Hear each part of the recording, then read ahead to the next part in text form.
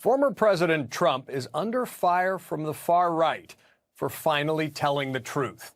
That's following comments he made recently defending the effectiveness of vaccines. Here's right-wing commentator and normally dependable Trump ally Candace Owens after Trump insisted to her that vaccines work. You oftentimes forget how old Trump is. He comes from a generation. I've seen other people that are older have the exact same perspective.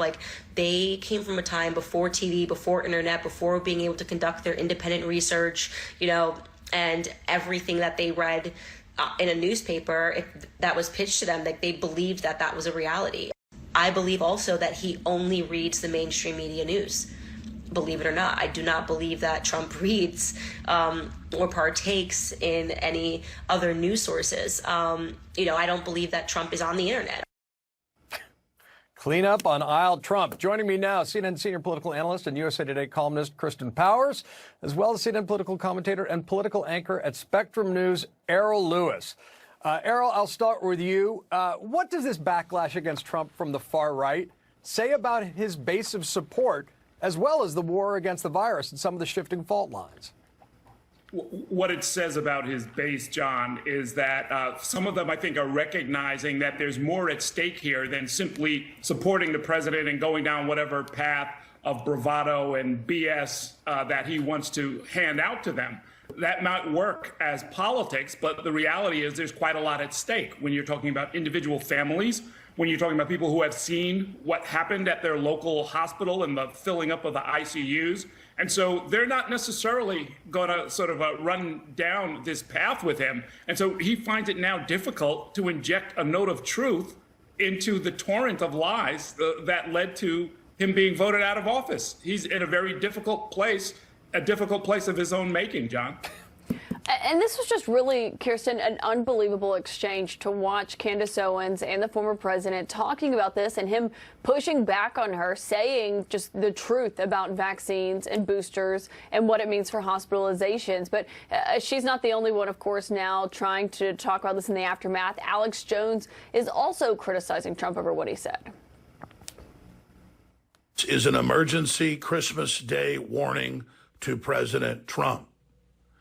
You are either completely ignorant about the so-called vaccine gene therapy that you helped ram through with Operation Warp Speed, or you're one of the most evil men who has ever lived to push this toxic poison on the public and to attack your constituents when they simply try to save their lives and the lives of others.